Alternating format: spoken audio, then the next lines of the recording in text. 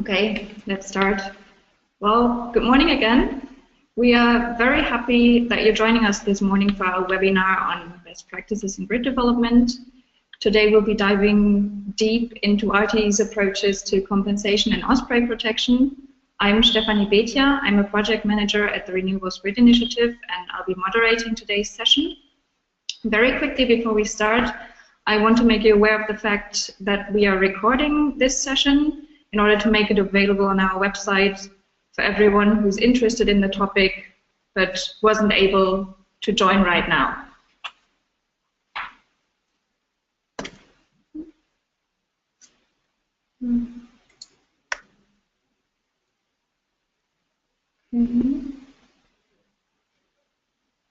Please bear with me for a second. It's the first time we're doing this, and I'm trying to change the slide. Okay, that's working. Well, a quick look at the agenda. We'll have a welcome and introduction to today's topic by RGI and by ENTSO-E, who are very kindly hosting this webinar today. And afterwards, we'll take a closer look at two very specific best practices that have been developed by our partner, the French transmission system operator, RTE. The first one is called Empowerment of Citizens via Crowdfunding, where RTE closely involved citizens in compensation decisions via a crowdfunding initiative.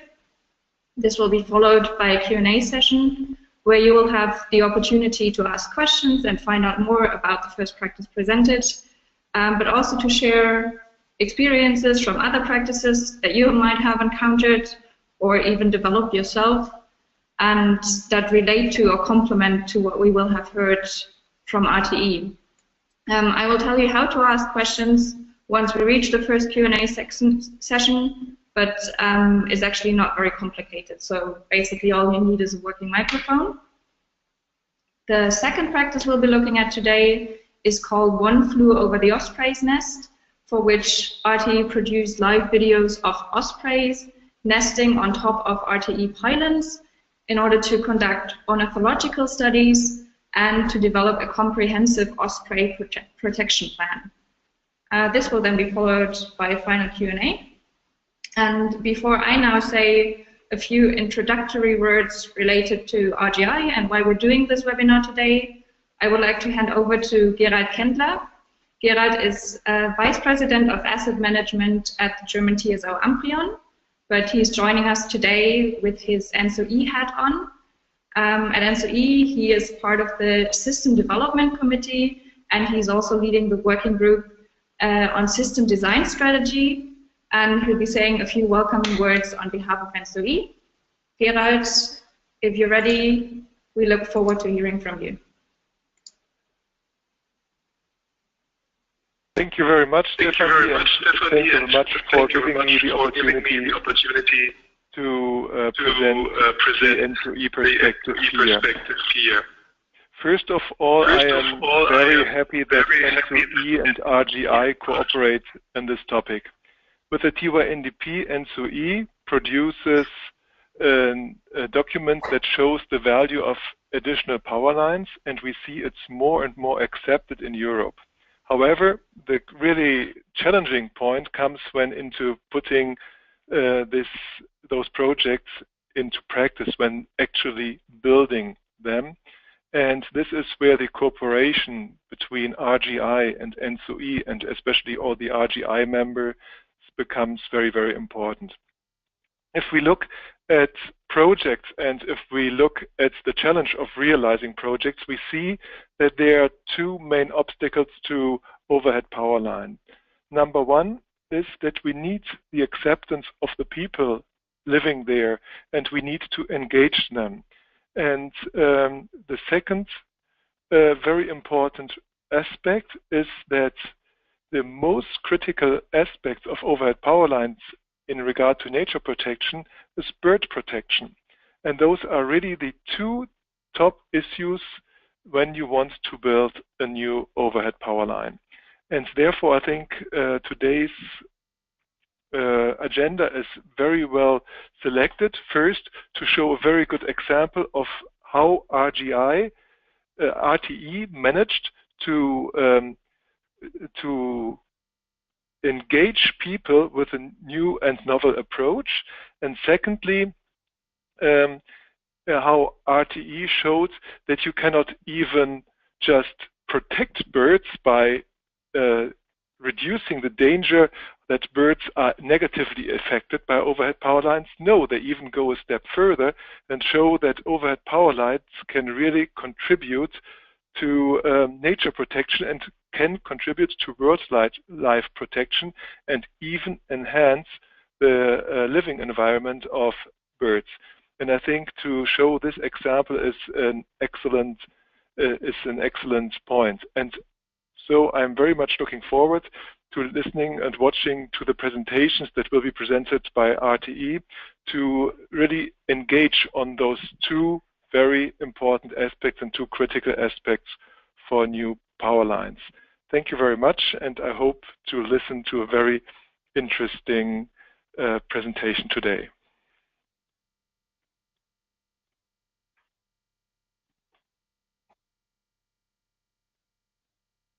Thanks a lot, Gerald, for these words. I want to carry on now with a few introductory words on RGI for the ones among you who might not know this yet. Quickly change to the next slide.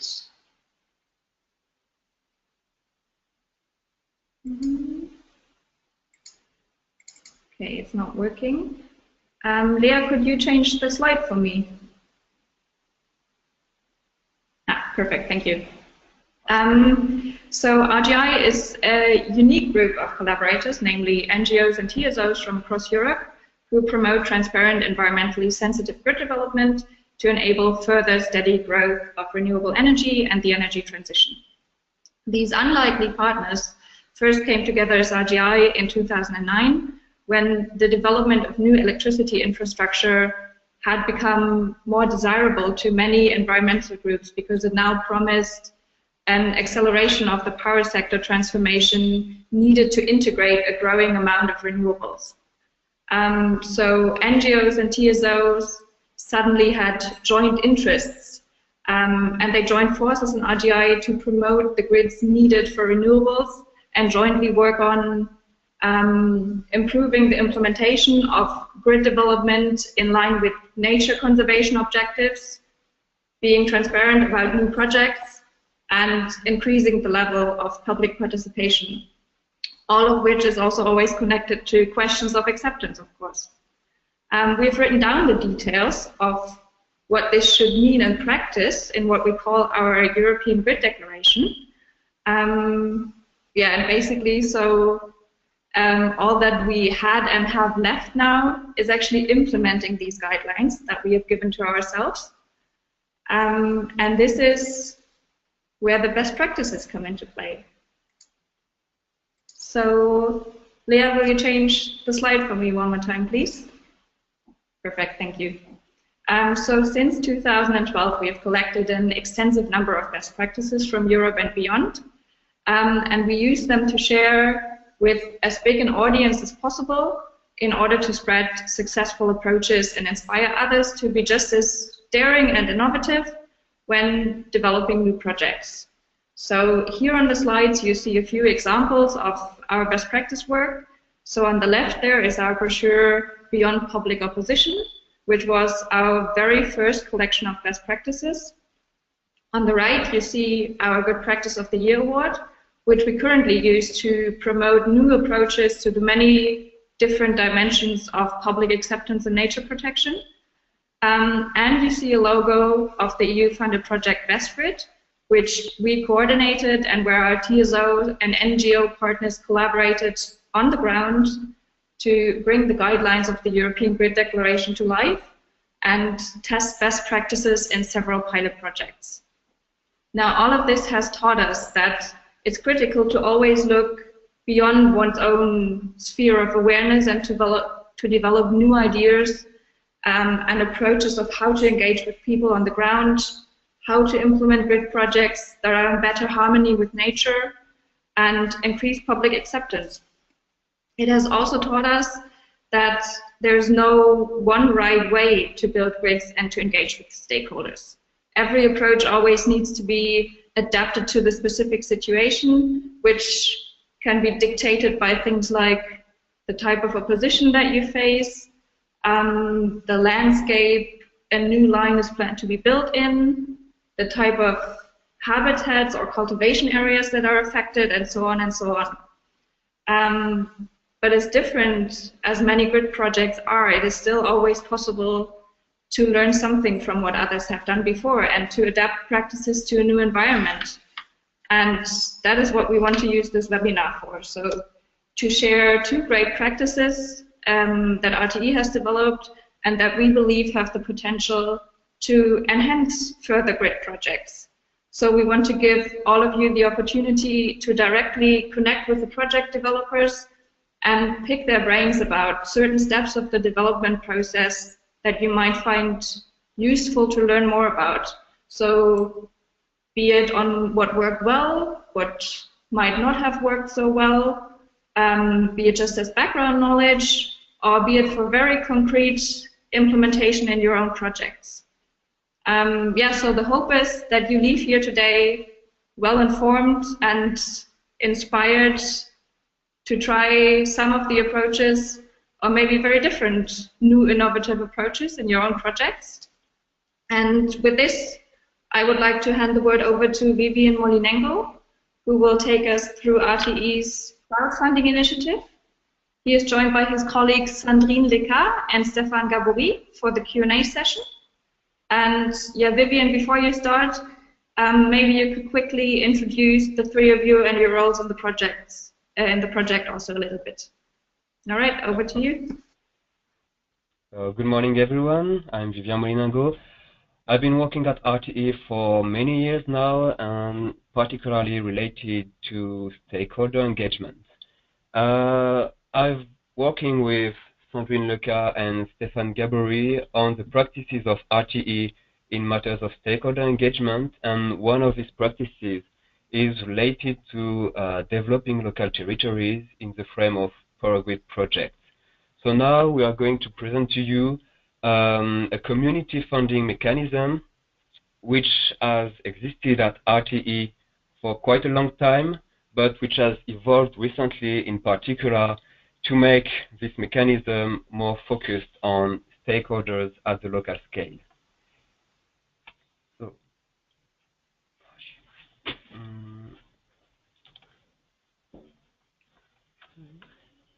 yeah, I'm just trying to move the slide to go to the following slide. Okay, so I'm going to speak about the project support program. This is basically the name of the practice RTE has developed to contribute to the development of local territories in the frame of power grid projects. During my presentation, I will say PSP. Well, PSP stands for Project Support Program. So what is the Project Support Program? Yeah, okay. So the Project Support Program is a mechanism which is funded by RTE to compensate the impacts deriving from overhead power lines. So I would like to stress the fact that this mechanism exists only in relation with overhead power lines and not with undergrounding power lines. PSP is determined in accordance with the voltage of the power line. So for 400,000 kV overhead lines, PSP is about 10% of the cost of building or rebuilding of the power lines. And for the lower voltages, so for RTE, it goes from 63,000 kV to 225 kV. The amount of PSP is about 8%. So basically, PSP is money which is given to various categories of stakeholders to support projects of stakeholders. Projects, I will present them, which aim at developing the local territories. So who can benefit from PSP, from this amount of money? Various categories of stakeholders. First of all, municipalities, which are crossed directly by the power line, but also municipalities which are not crossed directly, but which are visually impacted by the power lines. Regional authorities can also benefit from PSP, as well as different public institutions such as the regional nature parks, for instance. And finally, NGOs can also propose projects to be funded by the PSP. So which projects can be funded, can benefit from this money given by RTE? PSP aims at financing local projects which favor a sustainable economic development at the local scales, but projects which can also reduce the impact of the project, favor a better environmental integration of the existing grid, and which can also contribute to develop optic fiber in the local area. So for instance, a municipality which is crossed by the power line, by the future power line, can ask RTE to fund a project this municipality has to develop, for instance, optic fiber. This is how it works. And PSP is organized by the state's representative at the local scale. So this mechanism is organized through two committees, a steering committee and a strategic committee. So I'm not going to delve into the details of this organization now, but we will have time to speak about it later if you have questions.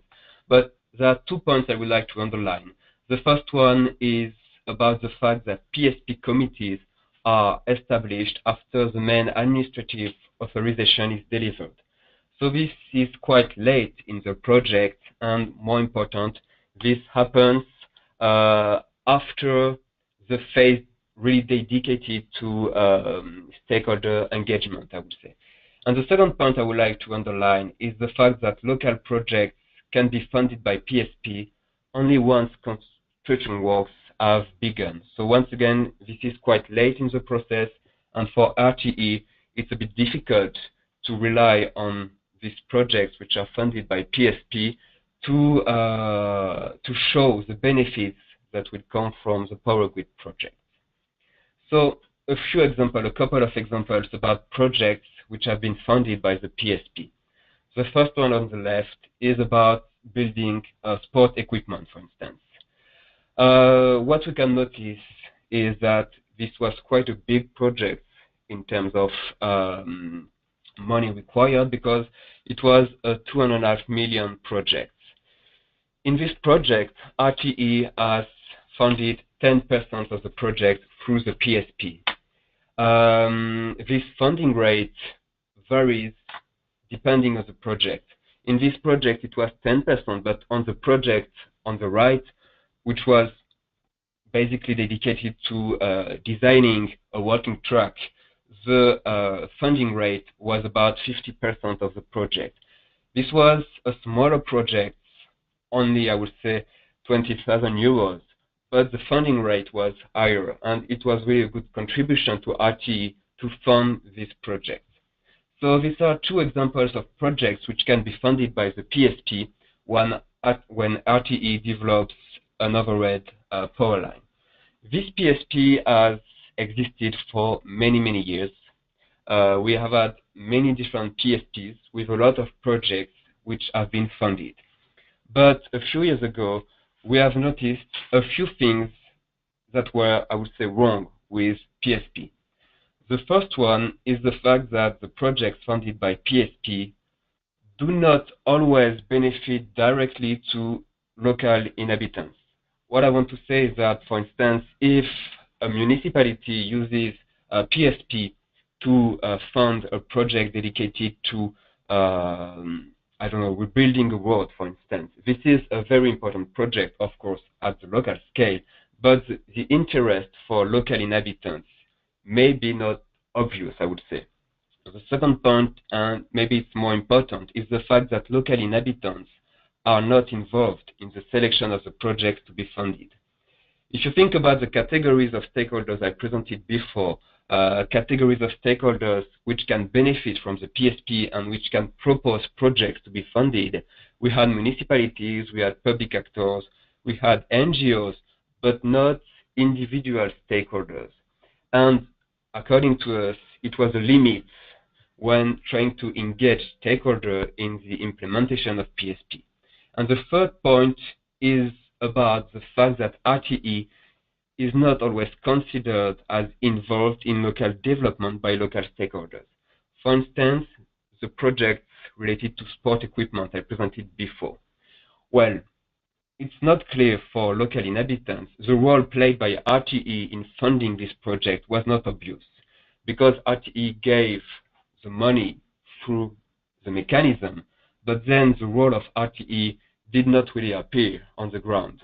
And so we tried to make this PSP evolve, to redesign it, to make it, I would say, more efficient, with different priorities.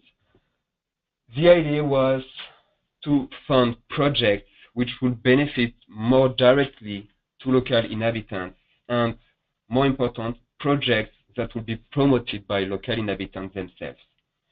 At the same time, we wanted to improve, I would say, RTE's reputation when funding projects. And the first point is to try in general to increase social acceptance of the power grid project. So of course, RTE does many things regarding social acceptance. This is only one of the mechanisms which is used, but this is, I would say, one mechanism among many others. And to redesign PSP, we decided to use crowdfunding as a solution. So we are moving to the next step. What we have done to redesign PSP by using crowdfunding. So basically, with crowdfunding, you have projects which are promoted by individual stakeholders. And these projects are presented on a website with description of the project, with the financial targets to make these projects real. So a person who has a project describes the project on the platform and then says, well, this is how much money I need to achieve my project, and I want to achieve this project for this reason and this reason and this reason. And then, this is the general functioning of crowdfunding. Internet users can give money to the project. As an internet user, I am interested in the project promoted by this person, and I want to support this project, so I give money. Well, RTE took this general mechanism and decided to link this mechanism with the project support program.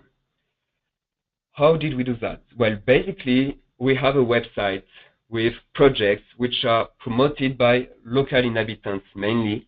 Well, these projects could be also promoted by local NGOs, maybe by local authorities, but the first idea was to have projects promoted by local inhabitants. Then, internet users can give money to support this project. €1, €2, €10, €100, for instance. And then, each time an internet user gives money, RTE gives the same amount of money. For each euro given by an internet user, RTE gives €1. If an internet user gives €50, RTE will give €50. And the money given by RTE comes from the project support program. So this means that the funding capacity is way bigger for people who have projects and who propose projects to be funded, because they don't only benefit from the money given by internet users, but also at the same time they benefit from the money given in return by RTE. So we have a dedicated crowdfunding platform. You can go on this platform by using the link, so maybe we'll have time later to go on this platform to see how it works. But basically on this platform, you have a map showing the different RTE projects where crowdfunding has been tested these last years. You can click on the project, on the RTE project, and then you will see all the projects proposed by local stakeholders to be funded, with a description of the project, a financial target, and how internet users have already contributed to the funding of the project. And for RTE, it's really a way to have a positive communication about the benefits for local inhabitants that could result from RTE project and from the PSP. Before, I said that RTE-funded project, but the identity of RTE was not clear. The role of RTE was not clear when RTE funded a sport equipment project, for instance. Well, now, because everything is organized around this website, where RTE clearly appears as a brand, I would say, well, the relationship between RTE and the projects to be funded is more obvious. And for us, it was also a way to improve the reputation of RTE when dealing with stakeholders, and also to explain that these projects that will be achieved at the local scale are, to a large extent, related to the power grid project RTE will achieve on the territory. So, this is the dedicated crowdfunding platform. And now I would like to say a few words about how we have tested crowdfunding. Basically, we have started to work on this topic since 2014, 2015, I would say. In 2015, we had a call for bids to find the proper crowdfunding company, the company which could help us in testing crowdfunding, in articulating crowdfunding with PSP. During summer of the same year, we defined the rules for testing crowdfunding, and in particular, the rule according to which for €1 given by an internet user, RTE gives €1. And at the end of the year, we have identified RTE projects where crowdfunding will be tested. And then we have launched the test, the experimentation, in January 2016 with the launching of the crowdfunding website, and then we have experimented the crowdfunding. We are still doing that now, and the idea is that at the end of the year, we will make a quick return on experience to understand what has worked, what did not work, how we could improve the mechanism with the purpose to use crowdfunding in a more systematic way in projects where a PSP is organized. So overhead lines projects, basically. Just a few figures. The first one is about the total cost of the service, so the relationship with the crowdfunding company. So there is a small misspell. It's not 300,000 euros, it's 200,000 euros. So this is the cost for launching the website, for organizing the process on the ground, dealing with the project's promoters, providing the support to help them defining their project. Well, I would say all the organization of the crowdfunding campaign. And then the total amount of PSP which has been dedicated to crowdfunding is 300,000 kV. So you can see that it's quite a small part of the total amount of PSP, but still, if you take into consideration that this money goes in addition to money given by internet users, you can understand that it's very a good way to fund quite important projects at the local scale. So now, about experimental crowdfunding, we have had 20 local projects funded through crowdfunding, and even 21 actually. we have had a new project recently. So 21 local projects with solidarity projects, environmental projects, economic projects, cultural projects, sport projects, very different kinds of projects, all promoted by local stakeholders, by individual stakeholders in particular. These 21 local projects have been funded in the frame of 3 grid projects. So in the frame of 3 PSP mechanisms implemented of the 3 grid projects. And I think that we can say already, even if we didn't do the return on experience, that this crowdfunding mechanism has been well appreciated by stakeholders at the local scale, and it has made more obvious the relationship between the power grid projects and how RTE can work to contribute to the development of local territories. And we know that now that it's a very important topic when we deal with stakeholders, and in particular in rural areas. And so now just a few examples of projects which have been funded through crowdfunding. The first one is Cinévasion. So what is Cinévasion? It's a rendering movie theater which goes in rural areas to bring culture to some remote places, to create social bonds, to create, I would say, nice moments between people living in the territory. And this is a very good practice when speaking about how we can make rural areas more lively, I would say. The second project is Marguerite House.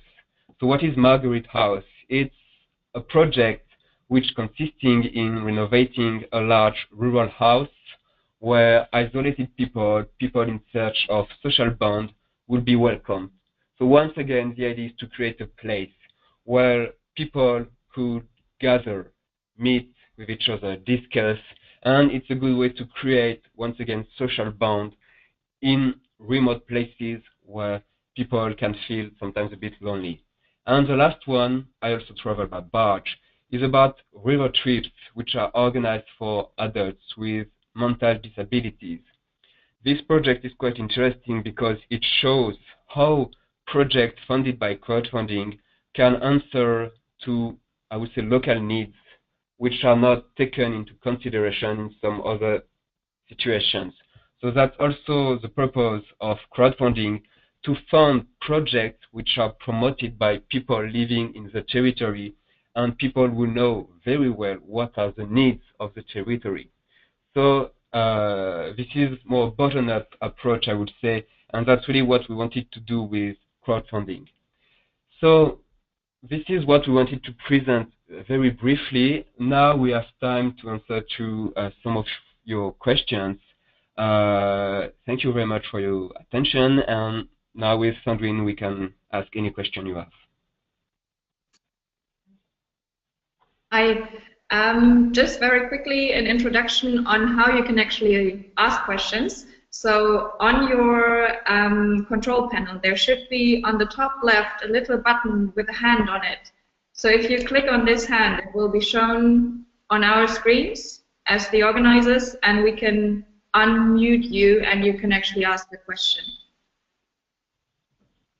So I'll give you a moment to think about what you want to ask. And I will start with the first question. So thanks a lot, Vivian, for this very interesting presentation, first of all.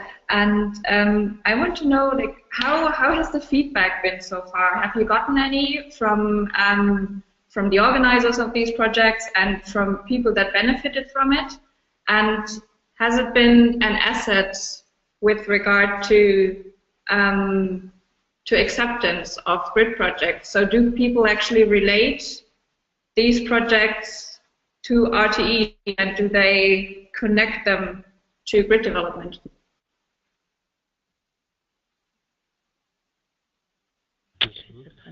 Yeah, so just a few elements. The first one, I think, is the fact that this initiative has been quite visible, I would say, in the press at the local scale. And this is very important because, in general, when the press speaks about power grid projects, it is quite often to highlight, I would say, the problems around these power grid projects, opposition, troubles, etc. And so now, thanks to crowdfunding, we had the opportunity to benefit from quite a positive communication in the press. And this was, I would say, a first good point for RTE.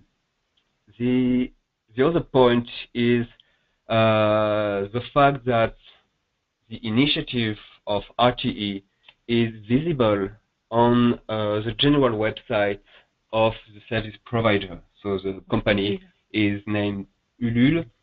This is quite a big company, very involved in crowdfunding. And this initiative from RTE benefits from a very good visibility on the website of Ulule. And this is also a good way to get awareness from people who live outside the territory of the power grid project.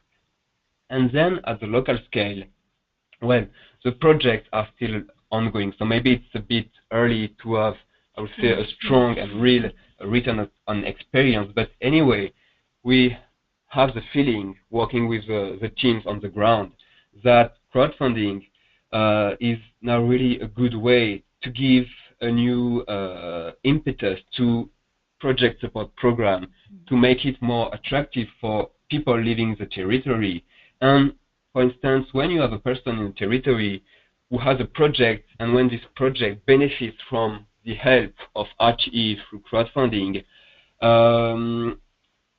this clearly creates a good dynamics on the ground, because these people, this person will speak with its neighbors, its colleagues, its friends, and explain all the process and how RTE has contributed to favor the development of its project. And this is very a good thing, both for the territory and for RTE. So I'm quite confident about the fact that crowdfunding has been a good way to increase social acceptance. Of course, this is not a magic solution. We still have opposition, questions, etc. But still, regarding local development, it's, I think, quite a promising solution. All right, thanks a lot. I see a question by Domingo from the Spanish Fundación Renovables. Domingo, would you want to ask a question now? Yes, thank you. First, I find very smart this approach. I couldn't imagine how crowdfunding could work, but I think it's very smart. I have only just one question. I have seen that all the projects, no one of them is directly connected to the line project. Have you got at any time any proposal related to the lines, for example? Could be interesting for local communities if you had cameras on the power line. I mean, on the top of the towers, to watch, for example, what is going on in relation to birds nesting, or also to be used for fires, alarms, etc. Have you got any projects that are directly connected to enhancing or to give added value to the power line? I mean, not only related, or let's see, projects that are enhancing the added value of the power line, and besides are of interest for the local communities, like enhancing the natural protected areas that the power line is going through. Well, many things. The first thing is about the fact that solutions taken to limit impacts on environment, or to improve maybe the environment of the power line, are today taken in the frame of the power grid project. So these solutions are implemented not in relation with the project support program, but are implemented by RTE as a part of the power grid project. That's the reason why, in the frame of the crowdfunding campaign, we didn't, I think, have this kind of projects proposed, because these projects are considered in another part of the project, of the power grid project. So that's really, I mean, crowdfunding was really dedicated to projects identified by people living in the territory. And these people can be also interested by bird nesting, for instance, but these projects, these demands are taken into consideration in another part of the power grid project, and not in the frame of the project support program.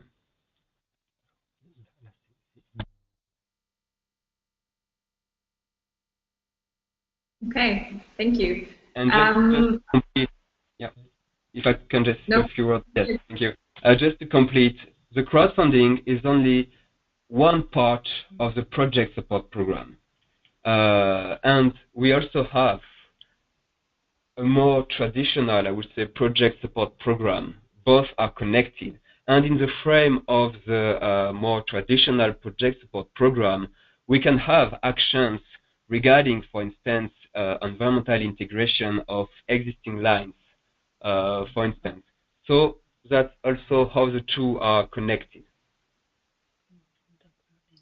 For instance, if we want to underground some existing lines, we can work on that in the traditional power grid, traditional PSP.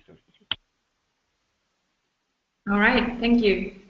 I see that Jeroen Mentens from Elia has a question, a follow-up question, I think. Jeroen, do you want to ask your question? No, I actually had the same question, so I tried to lower my hand. Okay.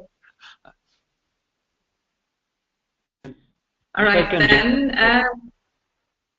If I can just add one thing, because I didn't mention it before, and it's about the interest of crowdfunding when dealing with stakeholders. In comparison with the traditional PSP, what is interesting with crowdfunding is that we use it, we implement it earlier in the project. So if you remember at the beginning of my presentation, I said that PSP, the traditional PSP, is implemented once the main administrative authorization is delivered.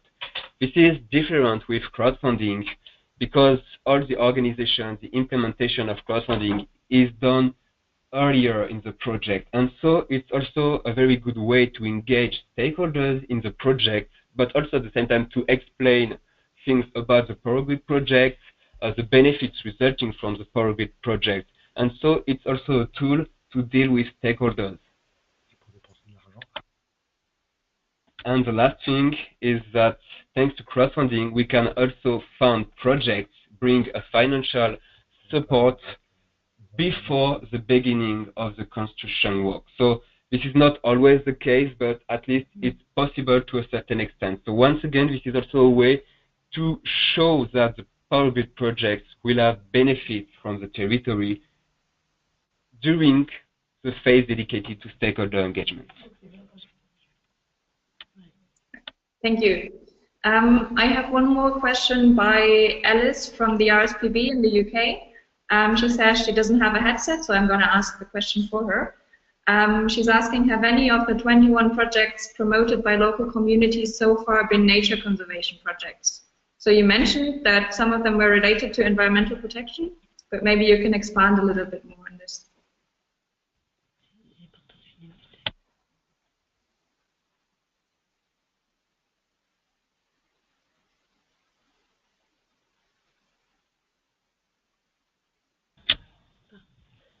So yes, we just had a quick check. We did have one project about bird nesting. Well, I'm sorry, I don't know the name of the species in English, but anyway, it was a project related to bird nesting and to favor bird nesting, I think, in the territory. So we have had this kind of project, and we are totally open to these categories of project. I mean, this is one kind of project which can benefit from the crowdfunding, in addition to some project dedicated to culture, to society, social bound, economics, etc. All right, thank you. I see no further questions. So if you have no last points to add, I would suggest that we move on to the second practice, One Flew Over the Osprey's Nest. Is that fine, or do you have additional points that you want to bring across? Maybe a last point I would like to underline, to be sure that it's very clear. We are testing crowdfunding, but when we do crowdfunding in the frame of a PSP, this is coupled to a traditional form of PSP. We really have the two at the same time, because these two mechanisms are dedicated to different categories of stakeholders and to different categories of projects, and also are implemented in different schedules. So they are very complementary, I would say. And that's it for me. Thank you very much for your attention. Thanks a lot for a very interesting presentation. Yeah, let's talk about One Flew Over the Osprey's Nest. Yeah, we are just waiting for François. We will do the presentation, so he's not forthcoming. Ah, okay.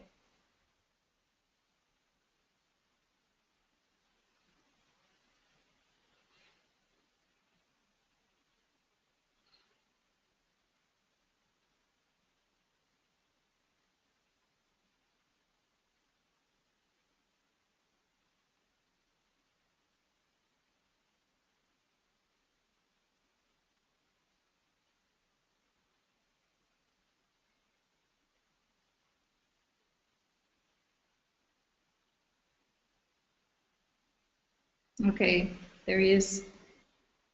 So we'll be starting in a second. Hello. Hi, welcome. Hello. My name is François Fiancet, and I work at RTE's Sustainable Development Department, and I'm in charge of the partnership. And I begin the presentation. Yes, please do. Okay.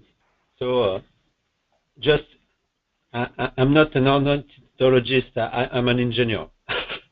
So I will speak about the osprey. So RTE install and produce live videos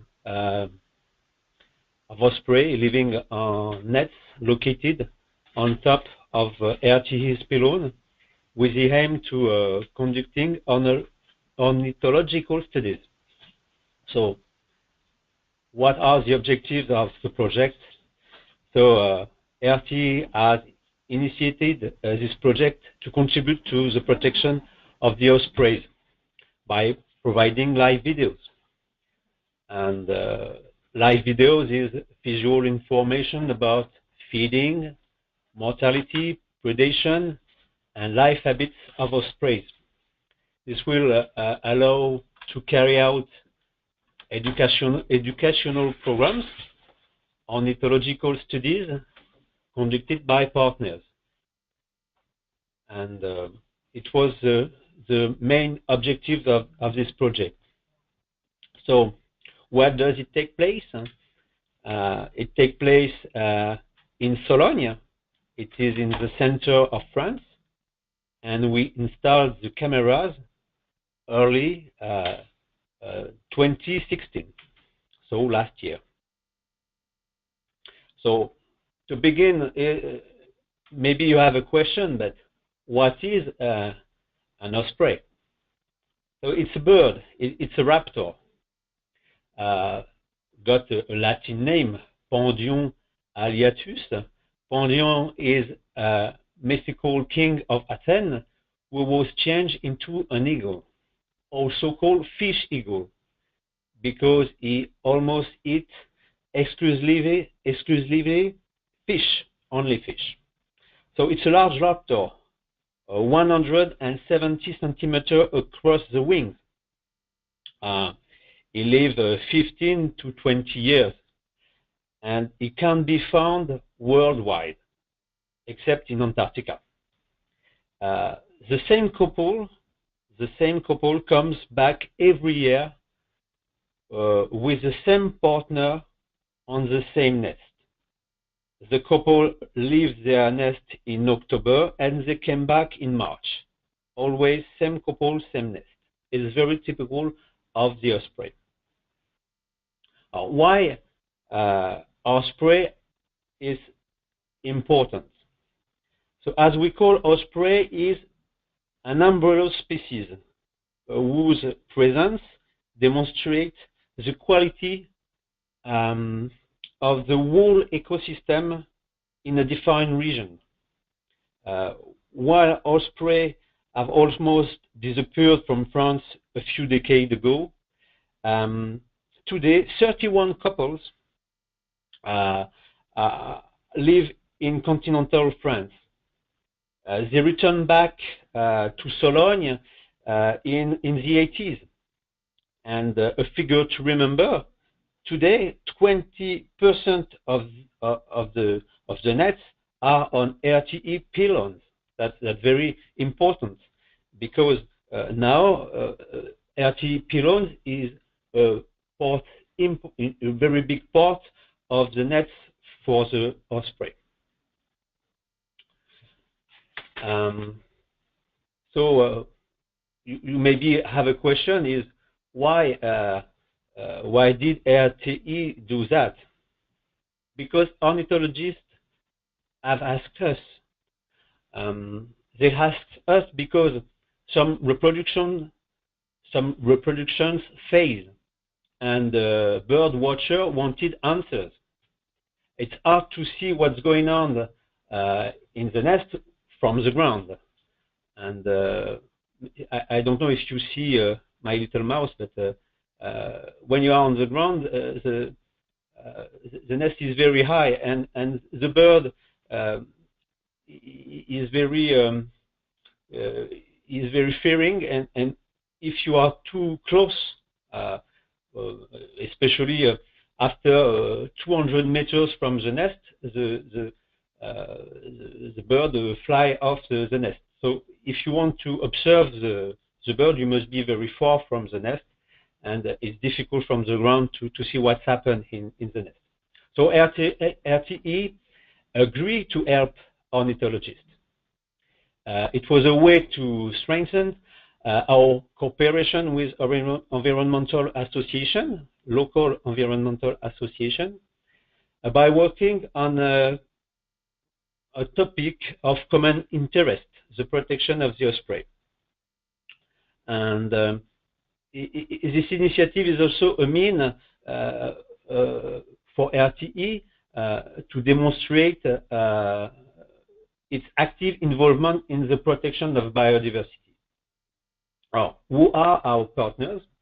So RTE, the national French National Forest Office called Office National des Forêts,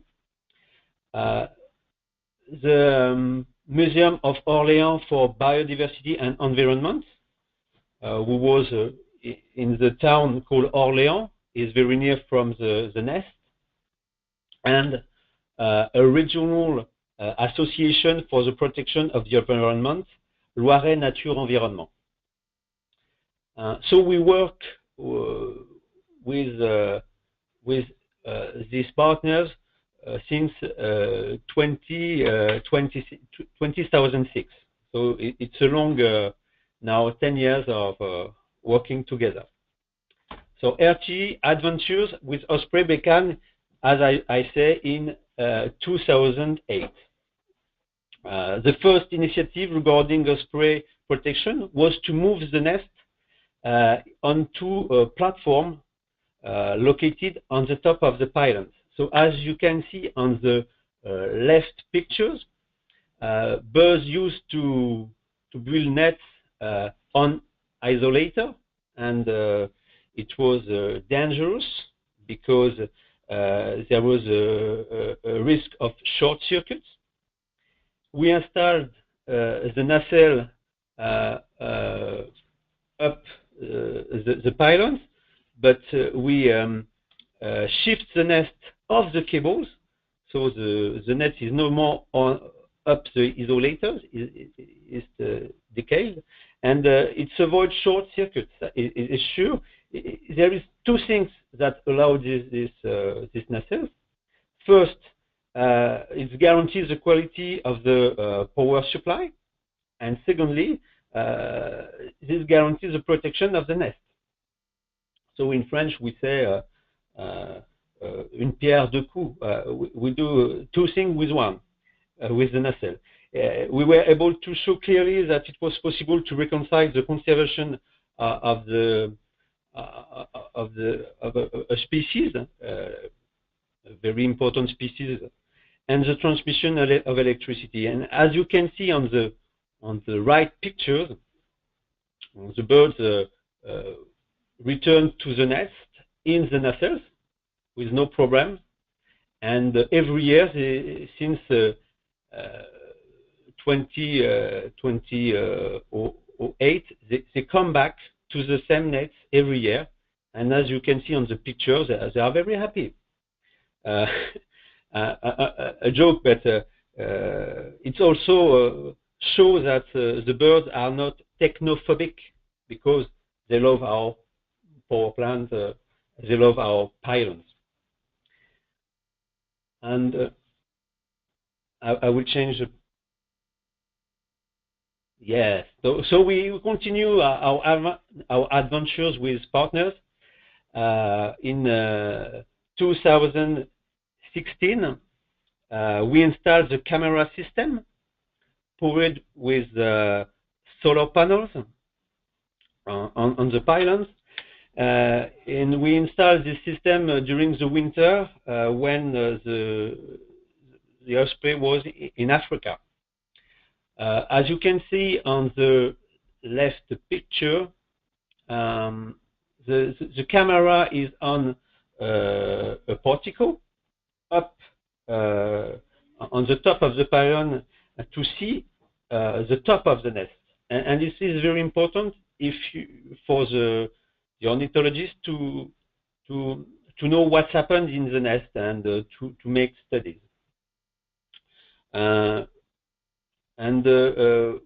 We film all day long, and the images are broadcast live on the internet, as you can see on the right picture. And now, since March 2016, you can see every year now the birds on the nest. So I have so in March 2016, the birds came back, and I have the image of this year. So if we click, there is a little movie. If we click here, and you will see birds coming on the nest. Now, it was the first day the couple was back on the nest, and it was for us a good news, because you're not always sure that they will come back. So this image are the first of the couple, and another joke, we still have no complaints from the birds for the right to the image. So for the right, yes. Now, so on the nest, mating and brooding. On the left picture, the osprey are mating to have babies, and on the right pictures, the female lays and broods eggs. So we can see that. And today, if you go on the internet, you will see that the female is still broods eggs. At the end of May, the baby will born, and they will learn to fly, and they will leave the nest before their parents. That's very interesting. They will leave the nest before their parents in September to go back to Africa, and for them it will be the first time they will go to Africa. So we see on the nest, but in the office, our partners carry out studies. So first, awareness program on our Facebook page to explain what's happened in the nest and give some information for public. Ornithological studies on birds feeding, because it's one of things they want to learn more, and it is possible with the camera up the net. And they organized a day of awareness of on the protection of the osprey on May 20 in the forest of Orient. So we saw our partners at RTE. What do we do? We adapt. So it's the next slide. Next slide. Next slide. Yes, thank you very much. So at RTE, we adapt our maintenance policy. So our teams were not paying attention to nests before. Sometimes it destroys them. Today things have changed. Now they look at the nest with more consideration. It's different for them because they saw birds in the nest, and it changed the vision of the nest. So they adapt the maintenance of the pylons, painting, periodical patrol, and they adapt this way for the maintenance to the osprey habits. They know that the bird is arrived in March, and they tried to do everything before. So today we have a website on the left, and there you can see live videos every day since March, and we will construct.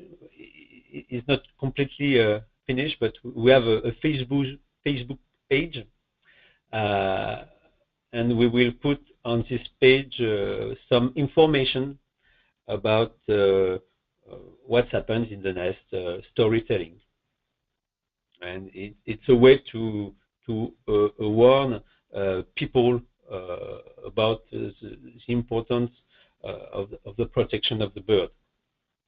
And to finish, I have some figures.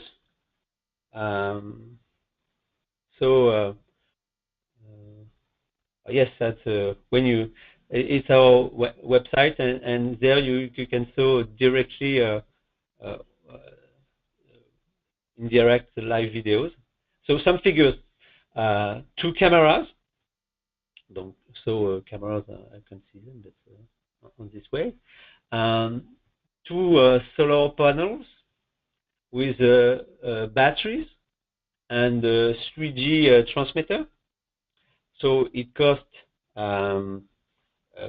27,000 euro of material to begin, and 8,000 euro per year for cost transmission. Planning. So we begin in November 2015, and to the project. So we meet the partners. We try to find the best solution. And in February 2016, the camera was on the pylons. So it worked since March 2016 up to now. So conclusion now. So for us, it's a wonderful adventure, which contributes to the protection of osprey. We strengthened ties with our partners, which have changed the way we look at the nest at RTE, and the way we do the maintenance, and which creates what we call the osprey therapy. When you are stressed, you look at the video of the bird and you be cool, come again. So the last slide. So this is repeatable on other sites with other birds, and come and see the live video of osprey. Thank you very much for your attention.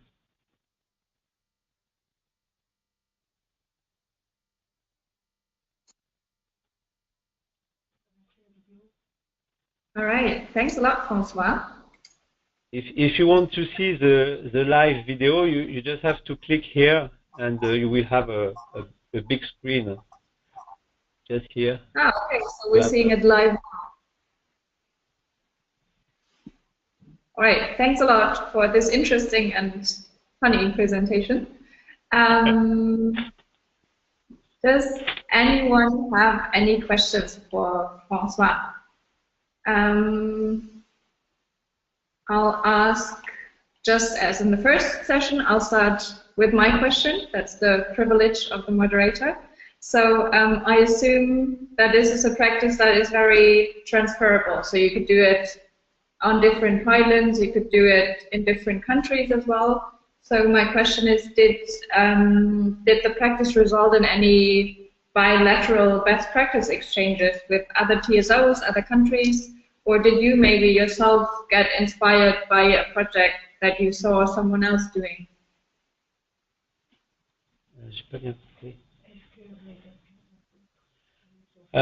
Yes, what is sure is it's not the first time that we have live video of birds, because if you go on the internet, you can see couples of eagles and so forth.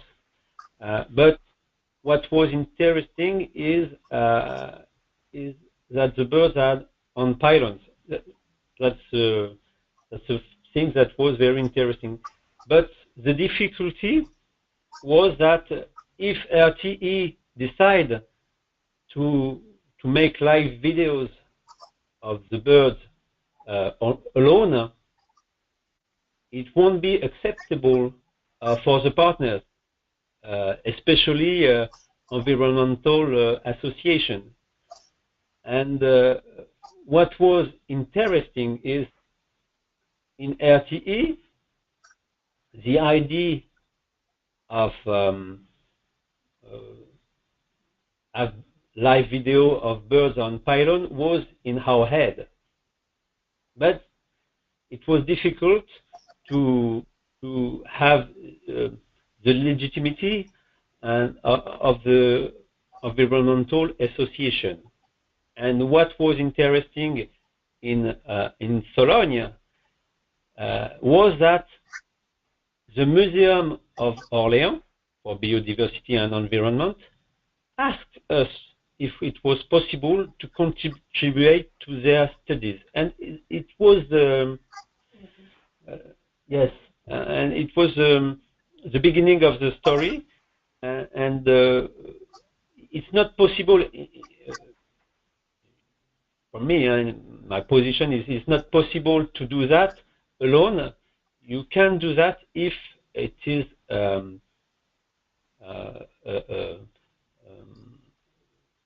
conducted with located environmental association, because the birds belong to everybody, and there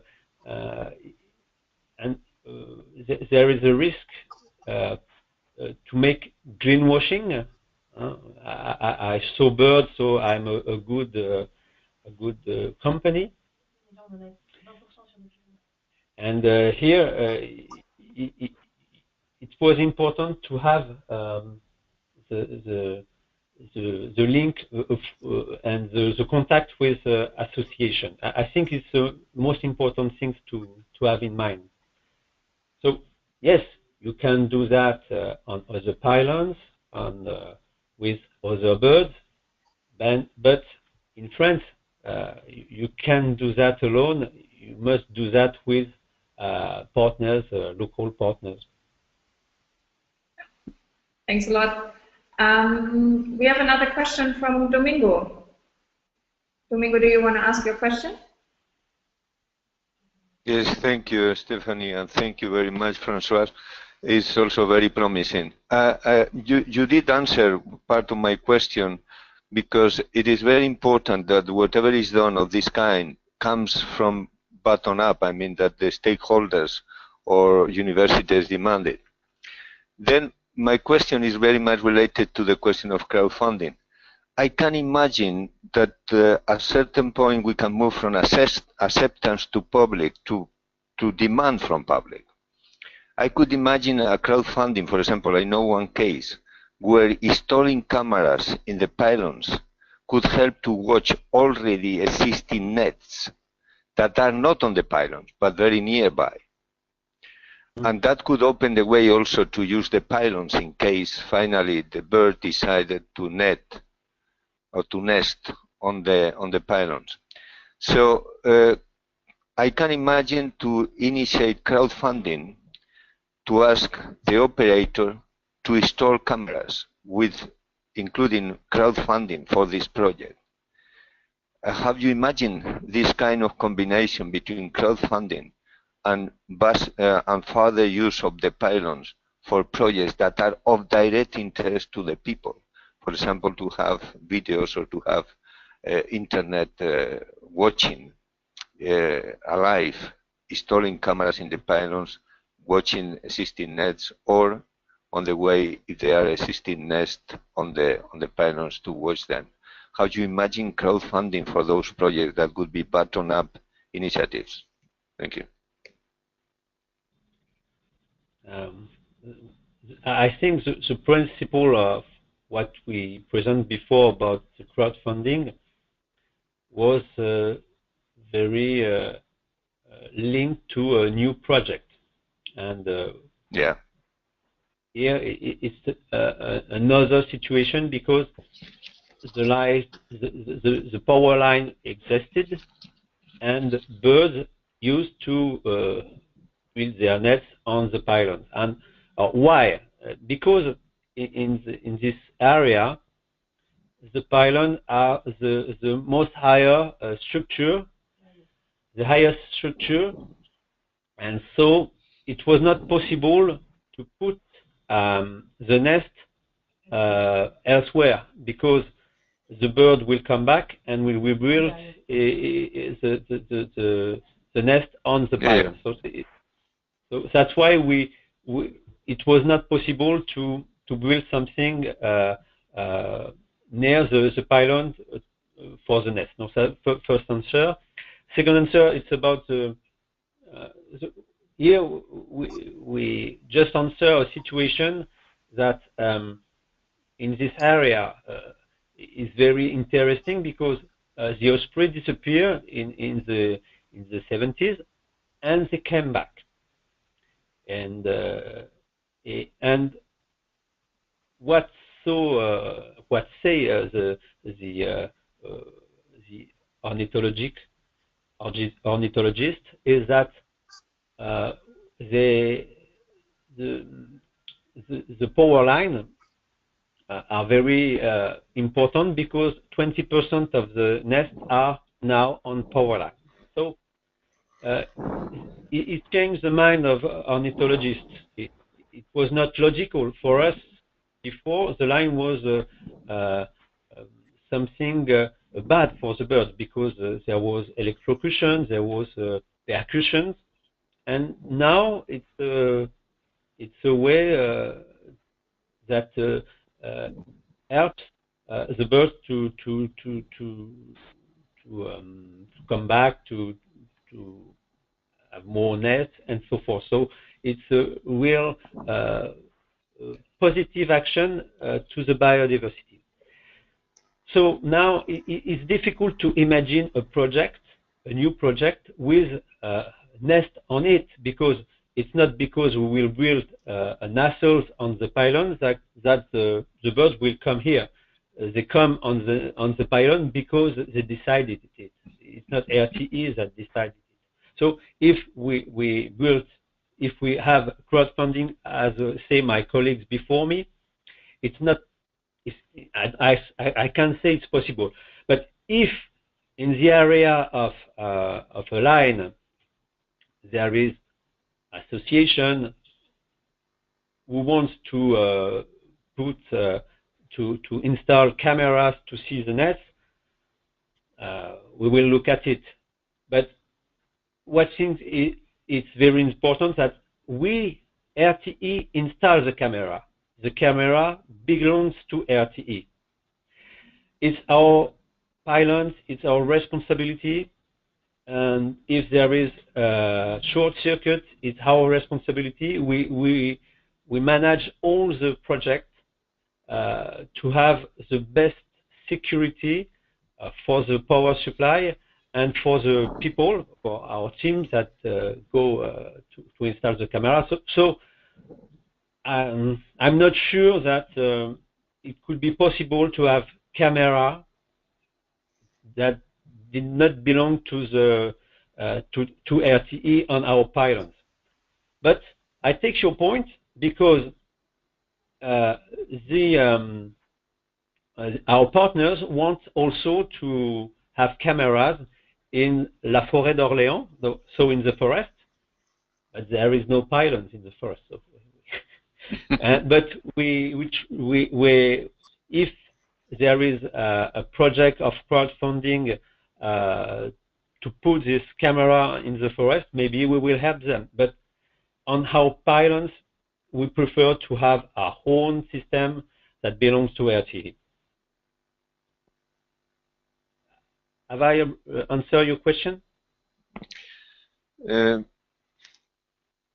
Yes, I think you have answered the part of the question. But I think the final idea should be the camera to be managed by the operator, whatever the situation is, etc. But the question is how to open the way for people in the area to develop ideas or projects that are based on existing lines. And this idea of installing cameras, for example, for fires watching, to install cameras for watching nests that already exist, that is very interesting for local communities. It could even go to crowdfunding. I mean, imagine installing cameras with crowdfunding apart and then being operated by the operator under his own responsibility, as you say, etc. But it's just an idea, and I think it's very promising. Okay. Thanks a lot, Domingo. I have another question by Alice from ASPB. She's asking, what has the level of public interest in this been? How many people, approximately, has this project been able to engage with the idea of protecting the ospreys? Like Facebook followers or click numbers on your website? And is there evidence that it has been able to engage groups that previously were not interested? So have people responded to this who weren't part of the groups that requested this?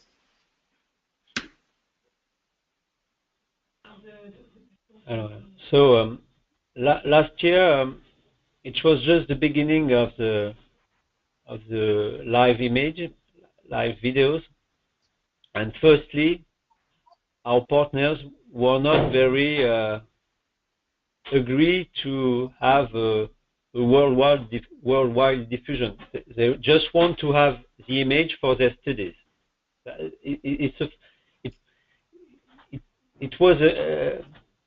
We go further in this project step by step. First, it was to have the image. When we got the videos, the live videos, ornithologists said just we want to have the image, the videos, but we are not agree to make this video public. It was their position. And then we explained, and it was important to respect this choice for the confidence, to protect the confidence, because the ornithologist first wanted to have this image for their studies, but rapidly they saw that it was very fascinating and a way to awareness people about the importance of the protection of the osprey. When you saw the images, I can speak. Everybody look at the images because it's very interesting. So, and then they decided to make the image public. So the maximum of people connected on the website was 20,000 people last year. It was our max, but we had difficulties because when the website was public, it was the 21 May last year. We had a problem with the reproduction, and the babies died 2 days after. So there was no more activity in the nest. So people don't look very much at the image. It was, but it's like this, and a camera failed, and so we had a technical problem, and the birds got also problems with the eggs. So that explains the low level. But this year, so The website is in transformation today. So next week it will change. It will be a new website, modern and so forth, and less RTE, but with all the logos of our partners. No, more with Objectif, Balbuz in large characters and so forth. So I'm not sure I answer all to the question, but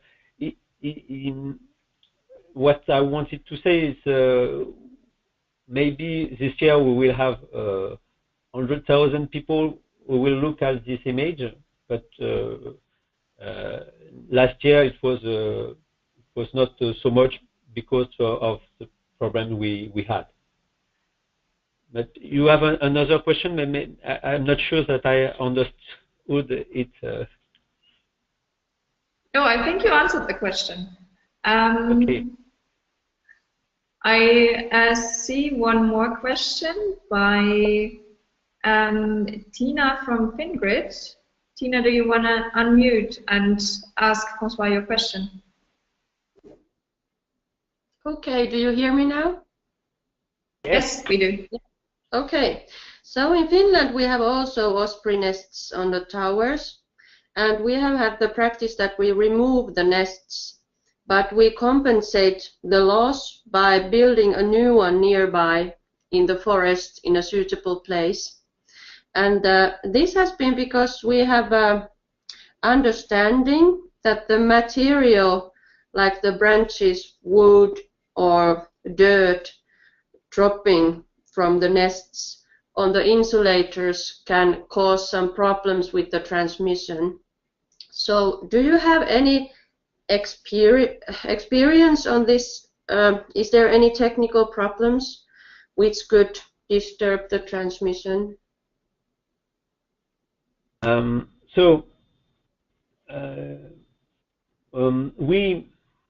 Maybe we can go back to my pictures on my presentation, maybe.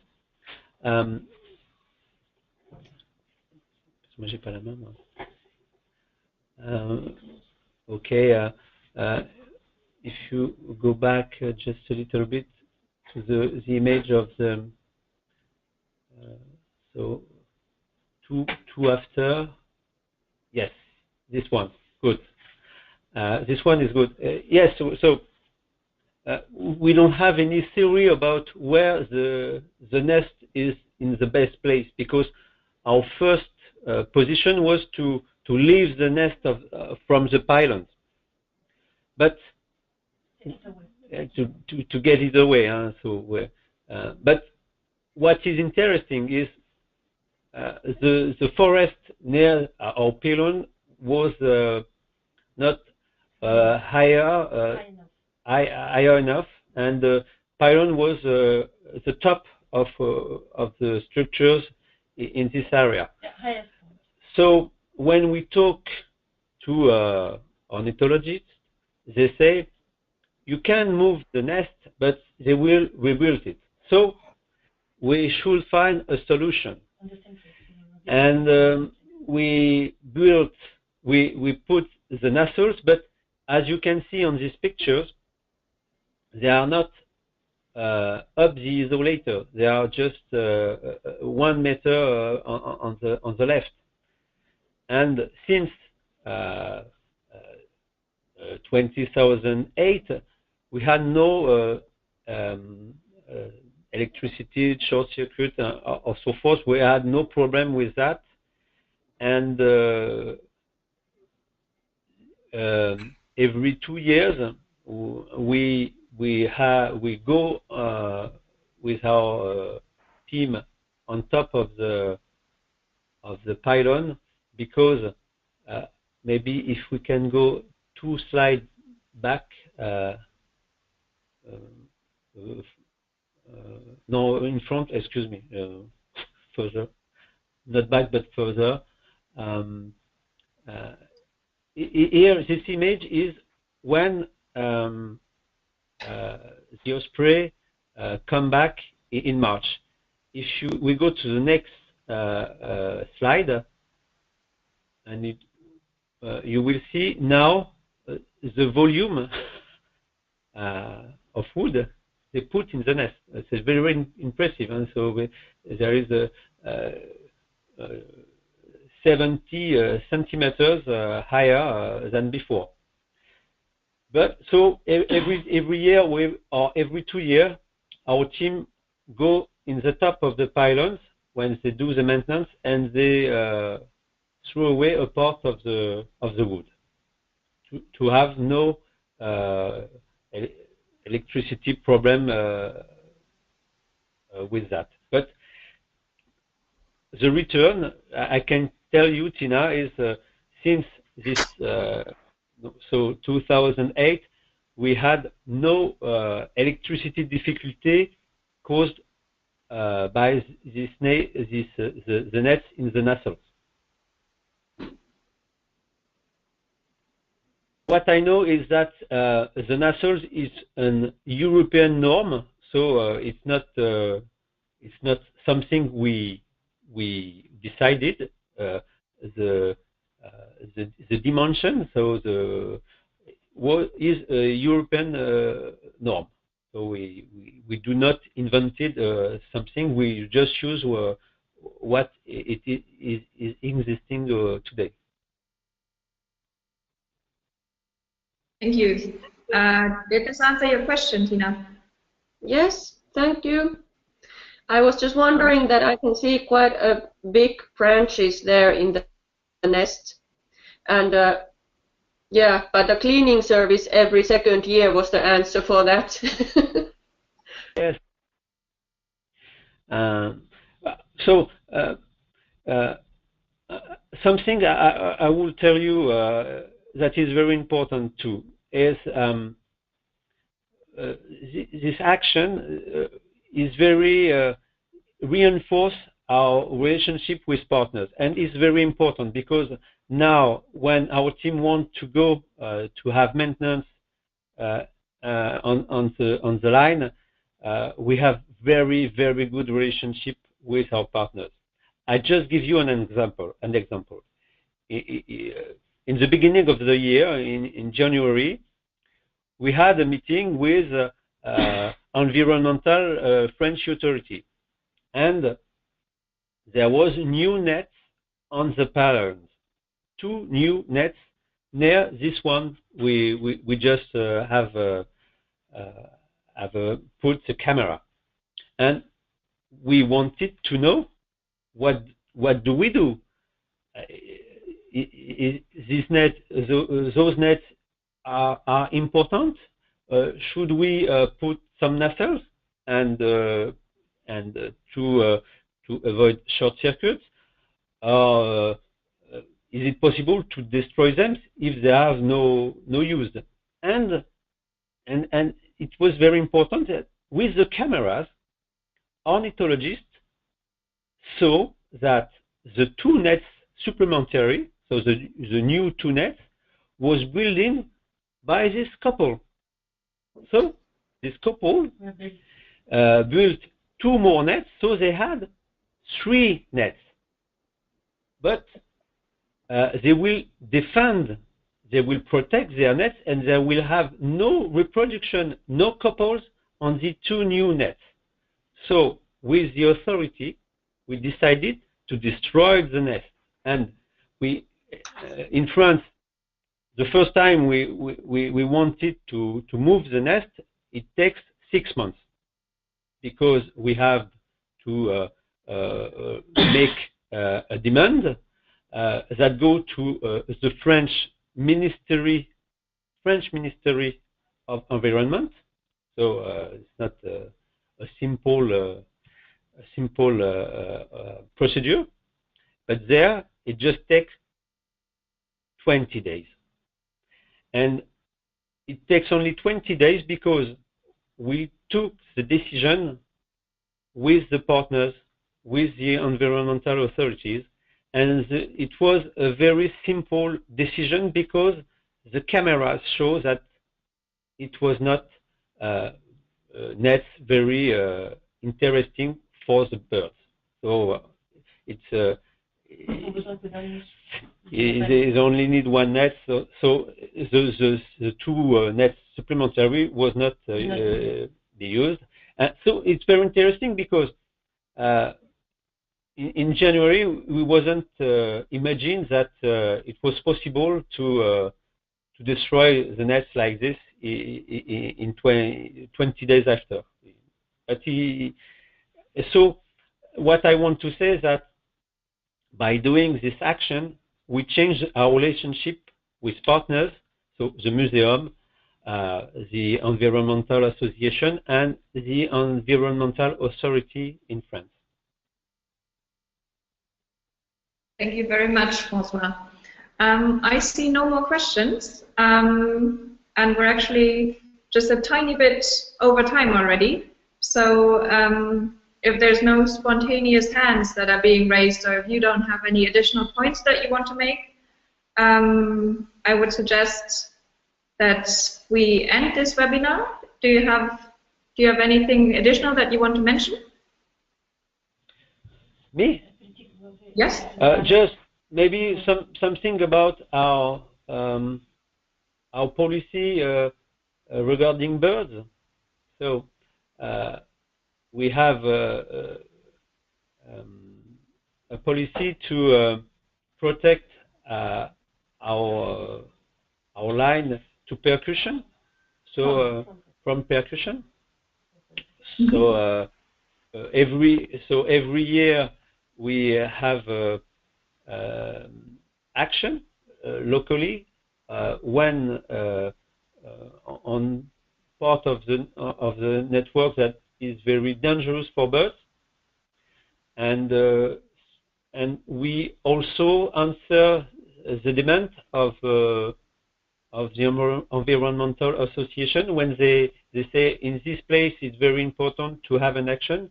We try to answer as rapidly as possible. But as we say, as you know, everyone here, that to have to put something on the network, it needs to interrupt the electricity. So we have to plan this 1 or 2 years before. So it takes a bit time.